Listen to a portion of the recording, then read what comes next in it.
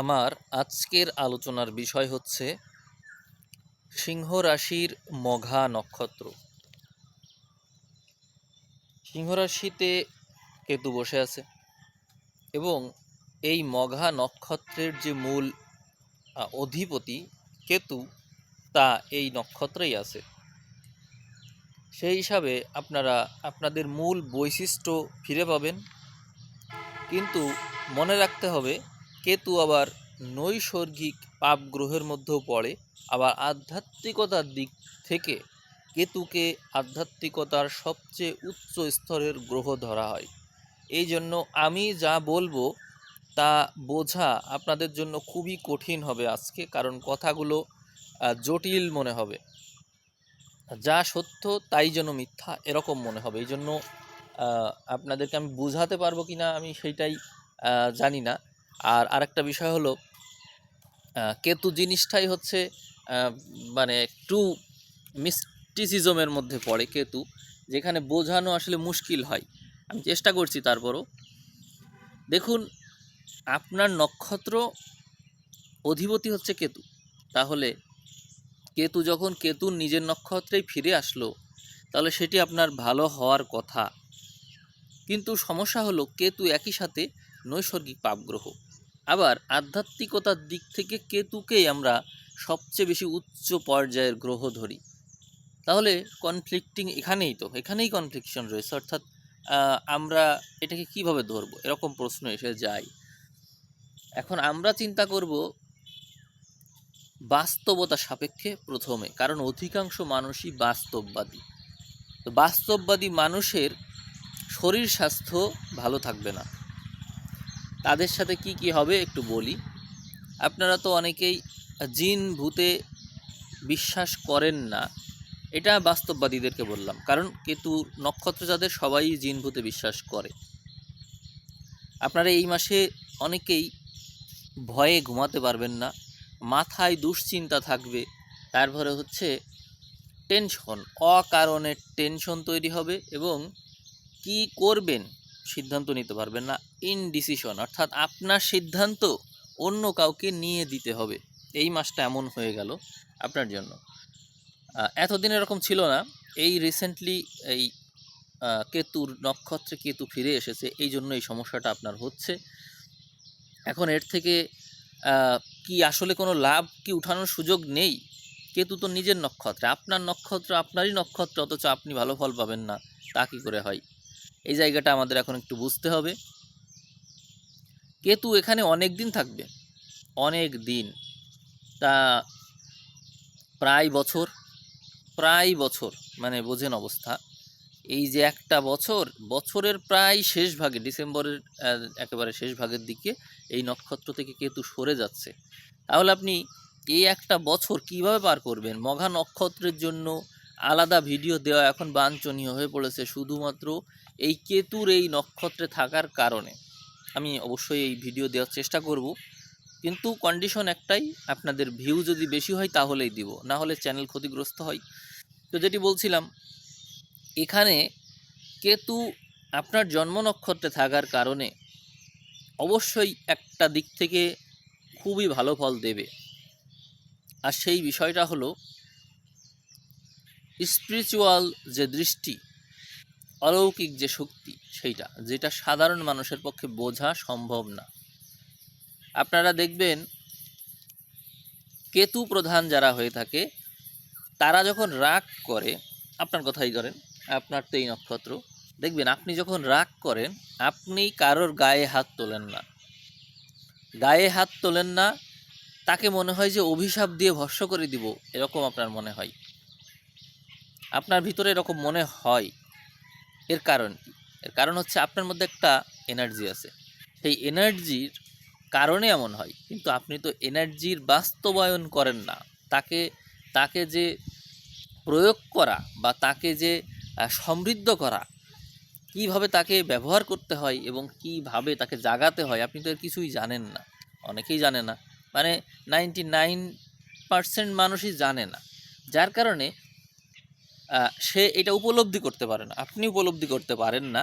কিন্তু আপনি কারো গায়েও হাত তোলেন না, সব কিছু মুখ বুজে সহ্য করেন এবং ঈশ্বর বিচার করবেন, এই কাজটা আপনি করেন। এর থেকেই প্রমাণ হয়ে যায় যে আপনার মধ্যে কোনো একটা শক্তি আছে, যেটা ওই যে বলে না, একটা কথা আছে না যে হাতে মারবো না ভাতে মারবো, এরকম একটা কথা আছে। অর্থাৎ আমি সরাসরি কোনো আক্রমণ করব না, আমি অদৃশ্যভাবে, অদৃশ্য রূপে আমি তাকে শাস্তি দেব, এরকম যে বিষয়টা থাকছে। তা সেটি কিভাবে হলো? এটি হলো ওই কারণেই যে কেতু প্রধান হওয়ার কারণে আপনি এমনটা হয়েছেন। এখন এই যে কেতু, এই কেতুর নক্ষত্রেই আবার কেতু ফিরে এসেছে। অর্থাৎ দেখুন, বর্তমানে সিংহ রাশির 10 নম্বর নক্ষত্রে, মঘা নক্ষত্রে কেতু অবস্থান করছে, যা আপনার জন্ম নক্ষত্র এবং জন্ম তারা, জন্ম নারী, নানান দিক থেকে এই কেতুর প্রাধান্য দেখা যাচ্ছে। ফলে আপনার মধ্যে যদি স্পিরিচুয়ালিটির কোনো প্রয়োগ না থাকে, আপনি যদি বাস্তববাদী মানুষ হয়ে থাকেন, অন্যান্য গ্রহ বা লগ্ন সাপেক্ষে যদি এমন হয়ে থাকেন, তাহলে আপনি কোনো সফল মানুষ না।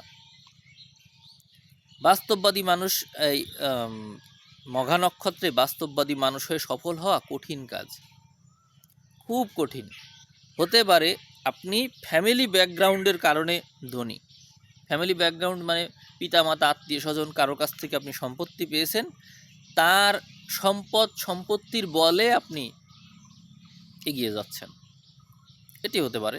কিন্তু আপনি নিজের প্রচেষ্টায় ভালো করে ফেলবেন, মঘা নক্ষত্র হয়ে বাস্তববাদী মানসিকতার ভালো করবেন, কখনো সম্ভব না। মঘা নক্ষত্রের মানুষ কখনো এরকম না। তারা কেতুর দশা জীবনে প্রথম পায়, তার কারণে তাদের মধ্যে থাকে প্রচণ্ড মাত্রায় সহনশীলতা। এখন আপনি সহনশীল, কিন্তু এই সময়টাই রোগ ব্যাধিকেও কি সহ্য করে নেবেন? ভয় ভীতিকে কি সহ্য করে নেবেন? অন্যের কাছ থেকে মানসিক যন্ত্রণা পাওয়া, অত্যাচারিত হওয়া, তারপরে হচ্ছে না হুমকি ধামকির যে বিষয়গুলো থাকছে, এগুলোও কি আপনি সহ্য করে নেবেন? তাহলে তো আপনি ভয়ানকভাবে অসুস্থ হয়ে পড়বেন। দেখুন, আপনার সপ্তম ঘরে রাহু, মঙ্গল, বুধ আছে, যা আপনাকে মানসিকভাবে অবশ্যই বিপর্যস্ত করে তুলবে। আপনাকে মামলা মোকদ্দমা, আইনি ঝামেলা, এরকম নানান বিষয় থাকছে যেগুলো দিয়ে আপনাকে ভীত সন্ত্রস্ত করা হবে, এবং বৈবাহিক জীবনে বড় ধরনের ঝামেলা শুরু হলো, ডিভোর্স হয়ে যাওয়ার প্রবল সম্ভাবনা আছে। এবং এই মাসটার যে প্রথম ভাগ, এই মাসের একেবারে শেষ ভাগ, ধরেন প্রথম 15 দিন আমি ধরলাম, এই সময়টা খুবই বিপজ্জনক, এবং সামনে এরকম সময় আসবে, তবে এই এপ্রিলের প্রথম ভাগটা খুবই বিপজ্জনক। এই সময় ঝগড়াঝাটি হওয়ার সম্ভাবনা তীব্র মাত্রায় রয়েছে, আপনার জীবনসঙ্গীর সাথে আপনার ঝগড়া বিবাদ হবে। তো আপনি তাহলে বুঝতে পারছেন যে পরিস্থিতি আসলে কোন দিকে। কিন্তু এইটা কেন আপনার সাথে, এটা কেন হচ্ছে? এর কারণ হচ্ছে, আপনার তো সংসারী হওয়ারই কথা না। কেতু প্রধান মানুষের সংসারী হওয়া চলে না, তাদের মধ্যে সন্ন্যাসের স্বভাব থাকে। সন্ন্যাসের স্বভাব থাকার কারণে তারা আসলে কোনো মানুষকে নিজের কথাগুলো যেমন বোঝাতে পারে না, অন্যের কথাও ঠিকভাবে ধরতে পারে না, কারণ তাদের তো মাথাই নেই। আপনাদের মাথা নেই, কিন্তু তার কারণে আপনারা দেখবেন সিদ্ধান্ত নেওয়ার ক্ষেত্রে আপনারা পিছিয়ে থাকেন, কনফিডেন্সের অভাব থাকে, বড় ধরনের কোনো কাজে ঝুঁকি নিয়ে একা এগিয়ে যাওয়া আপনাদের জন্য খুবই কঠিন হয়ে থাকে। আপনাদেরকে পরামর্শ দিতে হয়, পরামর্শক ছাড়া আপনারা এগোতে পারেন না। এটা কেন? এর মূল কারণ কেতু। কিন্তু একটা ক্ষেত্রে আপনারা কারোর পরামর্শ নেন না, জীবনে একটা ক্ষেত্র আছে। সেই ক্ষেত্রটা কি? ক্ষেত্রটা হচ্ছে স্পিরিচুয়ালিটি, অর্থাৎ ধ্যান। এই ধ্যানের পথ, আধ্যাত্মিকতার পথে আপনারা কারোর পরামর্শ নেন না, এখানে আপনারা সবার উপরে আছেন। আর এই ক্ষেত্রে আপনার কথা অন্যের জন্য নিয়তি হয়ে যেতে পারে, এতটাই শক্তিশালী আপনি। মানে আপনার কথা দিয়ে আপনি একজন মানুষকে এতটাই প্রভাবিত করতে পারবেন, তার জীবনকে আপনি চিন্তাই করতে পারবেন না যে এরকম হতে পারে। আপনি একটা উদাহরণ দিয়ে বুঝাই। আপনি দেখবেন আপনার বাস্তব জীবনেই কেউ আপনার যদি ক্ষতি করে, দেখবেন সে ভয়ানকভাবে ক্ষতিগ্রস্ত হয়। আপনার ক্ষতি করে কেউ পার পায় না। এর কারণ হচ্ছে আপনি যার কাছ থেকে কষ্ট পেলেন, দুঃখ পেলেন, এই ব্যক্তি কোনো না কোনোভাবে এমন বিপদে পড়বে যার কারণ সে উদ্ধার করতে পারবে না। কি কারণে হলো, এরকম হয়ে থাকে। কারণ এই যে বললাম, স্পিরিচুয়ালিটির গ্রহ যে সে যখন আপনাকে চালিত করার চেষ্টা করছে, এমনিতেই আপনি চালিত হতে চাচ্ছেন না, তারপরে অন্য কেউ আপনাকে বিপদগ্রস্ত করছে, তো সেই ব্যক্তি তো বিপদে পড়বেই, এমনটা হয়ে থাকে। এই মাসেও ওই রকম কিছু ঘটনা রয়েছে যেখানে আপনি যার দ্বারা ক্ষতিগ্রস্ত হবেন, যদি আপনি মেডিটেশন, প্রাণায়াম, যোগ ব্যায়াম এরকম কিছু আছে, অ্যাটলিস্ট মেডিটেশনটা যদি আপনি করেন, তাহলে দেখবেন আপনার ক্ষতি কোনো দিক থেকে কেউ করতে পারবে না, বরং যে এই কাজটা করতে আসবে সে নিজেই ক্ষতিগ্রস্ত হয়ে যাবে। এতটাই শক্তি আপনার মধ্যে আছে যেটি আপনি জানেন না। অনেকে এই বিষয়টাকে ফান করে উড়িয়ে দিতে পারেন, কিন্তু আমি যা বললাম এতক্ষণ, এগুলো যদি আপনি মনোযোগ দিয়ে শুনে থাকেন তাহলে বুঝবেন। এখন যদি আমাকে দেখে পাগল মনে হয়, পাগলের বেশই আমার এখন এই মুহূর্তে অনেকেই আমাকে চুল কাটতে বলছে, আমি এখনও কাটিনি, পাগলের বেশ দেখা যাচ্ছে, হতেই পারে। যদি সেইভাবে বিচার করেন আমাকে দেখে তাহলে তো ভুল হবে। এখনকার মানুষ জ্ঞানের থেকে মাংসের গুরুত্ব বেশি দেয়, যার কারণে জ্ঞানের চাইতে মাংসের দিকে তারা আগে ছোটে, এবং তারা গুণকে বিচার করে না, তারা দর্শনে বিচার করে থাকে। অর্থাৎ দেখে বোঝার চেষ্টা করে মানুষটা দেখতে কেমন, যদি দেখে পছন্দ হয় হলো, না হলে পাগল, তাই না? এই মাসে আপনার অর্থ ব্যয়ের মাত্রা বেশি থাকবে, কারণ হচ্ছে যে বিপরীতধর্মী গ্রহ তাদের দৃষ্টি থাকছে এখানে। রাশির অধিপতি এবং হচ্ছে আপনার যে বিপরীতধর্মী গ্রহ অর্থাৎ হচ্ছে শনি, রবি এবং শনি একই ঘরে অবস্থান করবে, এবং সেটি হচ্ছে অষ্টম ঘর, যার কারণে সংসার জীবনে বড় ধরনের অশান্তির সম্ভাবনা আছে। খুব সাবধান। আমি বলছিলাম যে সংসার জীবন অশান্তি হবে। এবার আপনার যে নক্ষত্র অধিপতি কেতু, তার বিপরীতধর্মী গ্রহ রাহু সবসময় তো তার বিপরীতেই থাকে সপ্তমে, যার কারণে সংসার জীবনে অশান্তির সম্ভাবনা কিন্তু এটা তীব্র করছে। আমরা আপনার যে একাদশ ঘর, সেখানে বৃহস্পতিকে দেখতে পাবো, ফলে স্পিরিচুয়ালিটির দিক থেকে যে আপনি সমৃদ্ধি অর্জন করবেন সেটি কিন্তু এখান থেকে ক্লিয়ার হয়ে গেলাম আমরা। সপ্তম ঘর এবং অষ্টম ঘর, এই ঘরগুলোতে এই মাসে অধিকাংশ গ্রহ থাকবে। মাসের শেষ দিকে নবম, দশম, একাদশ এই সমস্ত ঘরেও গ্রহ থাকছে, অর্থাৎ সপ্তম, অষ্টম, নবম, দশম, একাদশ এই ঘরগুলোতে গ্রহ থাকছে। ফলে দেখা যায় যে আবারও আপনি স্পিরিচুয়াল দিকেই উন্নতি করবেন, তারই ইঙ্গিত রয়েছে। এখন আমরা তারপরেও সার্বিক বিষয় নিয়ে কিছুটা আলোচনা করার চেষ্টা করব। যেমন হচ্ছে আপনার কর্মঘর, এখানে আমরা দেখতে পাই কর্মঘরে শুক্র যেহেতু পক্ষের গ্রহ, এই জন্য শুক্র অবশ্যই এখানে ভালো ফল দেওয়ার চেষ্টা করবে। শুক্র হচ্ছে সত্যানুসন্ধানী, অর্থাৎ এই মাসে আপনি যে সমস্ত রোগ ব্যাধি পীড়ার মধ্য দিয়ে যাবেন, তা যদি আপনি কৌশলী হয়ে সমাধান করার চেষ্টা করেন, অবশ্যই ভালো করবেন। অর্থাৎ এখানে শুক্র মূলত সঞ্জীবনী শক্তি প্রদান করে থাকে, অর্থাৎ কোনো একটা জিনিসের গোড়ায় যেতে হবে, একেবারে গোড়ায়, যে এই যে সমস্যাটা হলো, এই সমস্যাটার মূল কারণটা কি, মূল কারণ জানতে চেষ্টা করা হচ্ছে সমাধান।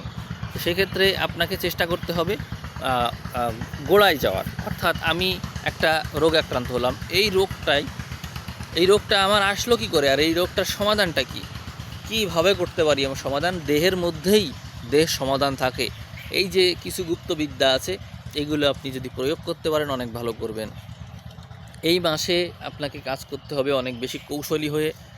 নানান কাজ আপনাকে মানে আঁকড়ে ধরবে, আপনাকে পুরো সময়টাই যেন সেখানে দেওয়া লাগবে, এরকম অবস্থা হবে। কারণ হচ্ছে কেতু জন্ম নক্ষত্রে থাকার কারণে আপনার মধ্যে একাগ্রতা বৃদ্ধি পাবে, যে কোনো কাজে লেগে থাকার প্রবণতা বাড়বে। কিন্তু কর্মক্ষেত্রে শুক্র কৌশলী গ্রহ হিসেবে থাকার কারণে কনফ্লিক্ট সৃষ্টি হচ্ছে।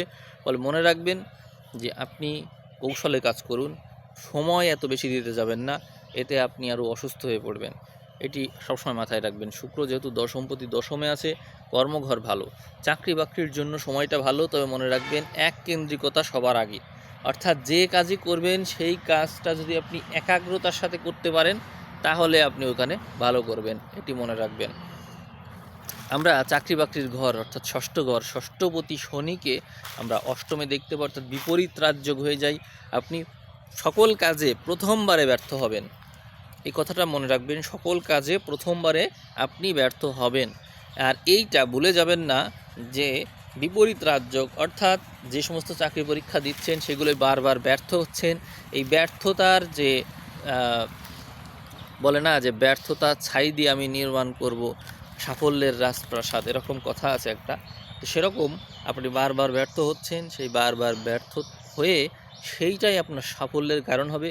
আপনাকে একটা কাজ করতে হবে, একটা ডায়েরি মেনটেন করতে হবে, যেখানে আপনি কি কারণে অসফল হলেন তার কারণ লিখতে হবে।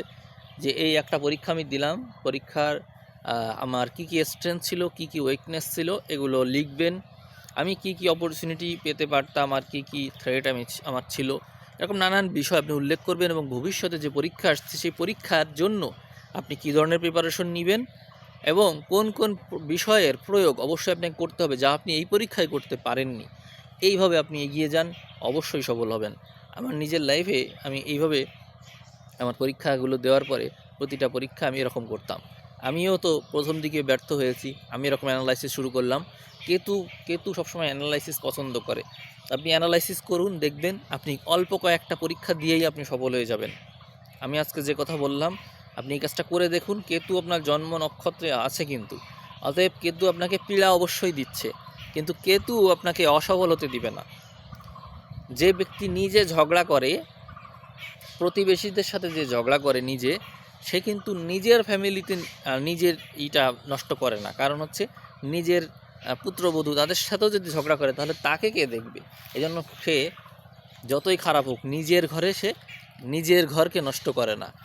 আমি আপনাকে পরামর্শ দেব যে আপনি ওই একই কাজ করুন, অর্থাৎ কেতুকে কাজে লাগান, অ্যানালাইসিস করুন, লিখে লিখে কাজ করুন। কোনো প্ল্যান করতে যাবেন না, কারণ প্ল্যান মাথায় রেখে দিলে কী হবে, মাথায় তো নেই রাহু, অর্থাৎ আপনার মূল বৈশিষ্ট্য ভুলে যাওয়া। আপনি দেখবেন আপনি কোনো কিছু মনে রাখতে পারেন না। আপনি বলেন কি, আমার মনে হয় ব্রেন নেই, আমার মনে হয় মেমোরি নেই, এরকম মনে করতে পারেন, মানে মানসিক সমস্যা। আপনি গিয়ে ডাক্তারের কাছে বলবেন যে আমি কিছু মনে রাখতে পারি না, ডাক্তার বলবে ঠিক আছে আপনার মানসিক সমস্যা বা আপনার ব্রেনেই আছে, আপনি ওষুধ খান।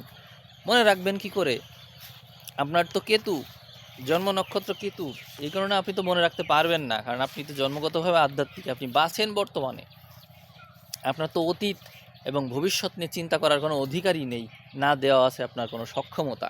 এই বিষয় নিয়ে আপনি চিন্তা করবেন কেন, চিন্তা করতে দেওয়া হয় না তো। কিন্তু যে ব্যক্তি এই কাজটা করতে যায় সে দেখবেন মানসিকভাবে অসুস্থ হয়ে পড়ে।